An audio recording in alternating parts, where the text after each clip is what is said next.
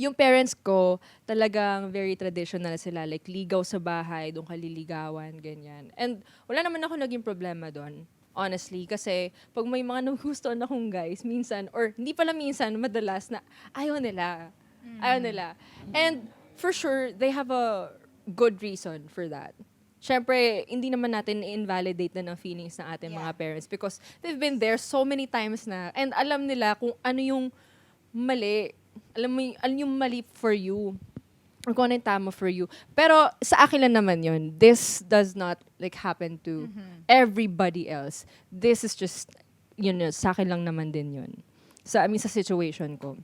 So, parang, ayun nga, medyo, like nung una okay, tapos parang biglang after that, medyo hindi na naging ganun ka-consistent. And then after that, parang marami na ako mga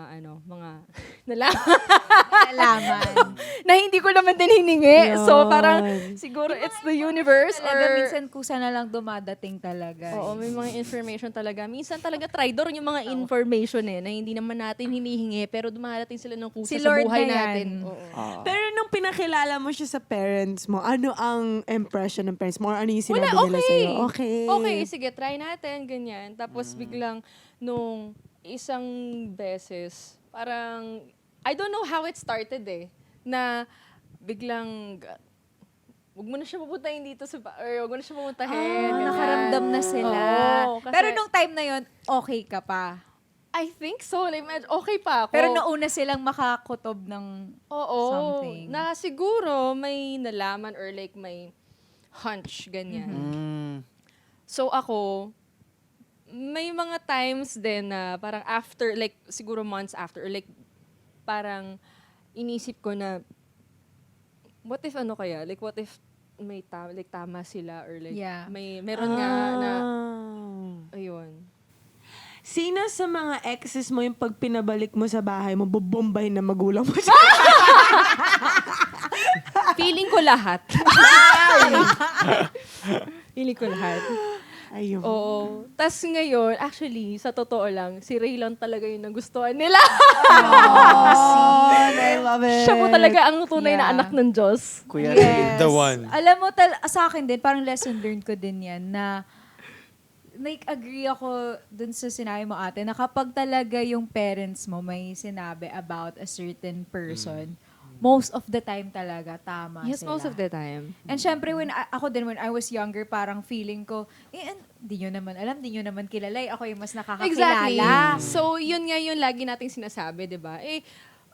Parang hindi nyo pa siya masyadong kilala. Gusto ko yung kilalanin, Yeah. ganyan. So, may times tayo, di ba, na ganun laging sinasabi natin. Pero, Give him a Most of the chance. time. Tapos Tama biglang sila. sa dulo ng lahat, ay, tama pala sila. Totoo. Tama pala sila. Okay. So, Yun. ayun. Pero at least now, di ba, sa lahat ng pinagdaanan mo na yon, it just led you to Where the you are. person that you Oo. have na. yes. Oh, tsaka sobrang thankful ko kasi para ako nakahanap ng ako, pero lalaking version. Ganon. So, iba yung pakiramdam kasi pagka nahanap mo na siya, malalaman mo. Malalaman mo talaga. Uy, sabi nila, totoo yan. May nabasa din ako. Online na sabi nila, kapag nasa relationship ka, alam mo kung siya yung makakatuluyan mo at alam mo na nandyan ka lang sa relasyon ngayon. Alam mo Yes. yung love na, kunyari, for example, you're in a relationship right now. Of course, you truly love the person. You really, kumbaga, you're giving your all in the relationship. Pero deep inside, alam mo na hindi siya yung makakatuluyan mo panghabang buhay. Meron akong nabasang ganun. I-remember So, nga ibig sabihin kinausap- ba nun, parang hindi mo nakikita yung future mo kasama siya? Para hindi, Diba? actually, to be honest, I really don't understand kung ano yung sinabi nila na yun. Pero marami akong naririnig na parang same sa sinabi ni... Hindi mo maintindihan hanggang ma-experience mo na. ni Ate Jules na kapag nandoon ka sa relationship na yun, alam mo na yun siya. Ah, Ganon siya. yan yung nararamdaman mo ngayon? Hindi, eto nga, di ba kasi syempre Oo. first boyfriend ko yung kasama ko ngayon. So wala akong makukupal. Ay, yung pakiramdam ko sa kanya. Yung pakiramdam. Yung pakiramdam ko sa Pakiramdam. So yung pakiramdam ko sa kanya, ganito, wala akong eto pala yung pakiramdam ng yung sinasabi nilang makakasama mo na. Hindi ko, pero kasi syempre, ako ngayon, I'm really hoping and yun na yun, di ba? Ganun siya. Pero may mga nabasa din talaga ako na ganyan and may mga naririnig din ako na stories na ganun. Like deep inside daw, alam mo sa gut mo na it's Pag not ito na gonna yun. work out. Tapos alam mo din na eto na Siya na yun. yun. Kaya meron 'di ba kahit na ang tagal mo sa relasyon, hindi kayo nagpapakasal or tapos biglang the next relationship that you have 2 months, 3 months or just a few Oo years, nga, no? magpapakasal ka Ang agad. dami nga ganyan. 'Di ba may mga Oo. ganun? So ayun siya.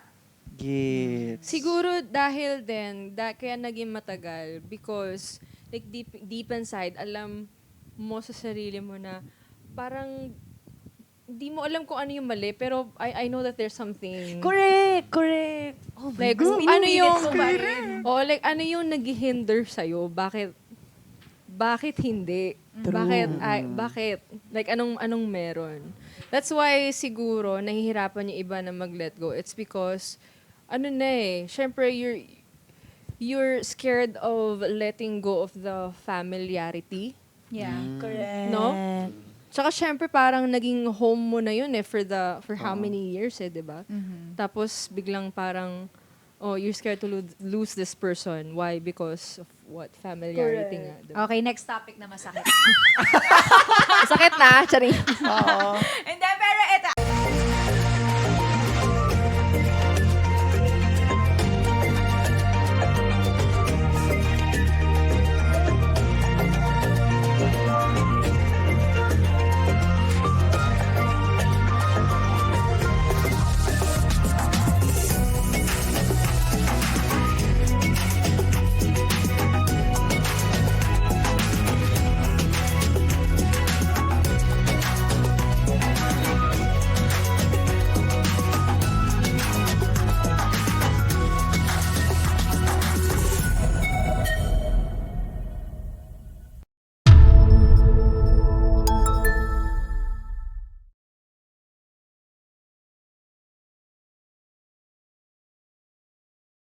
Hello mga ka-triggered! Pag hindi pa kayo nakasubscribe sa ATM YouTube channel, definitely don't forget to hit the subscribe button and hit the notifications bell para updated kayo sa mga latest ganaps. Kita kits!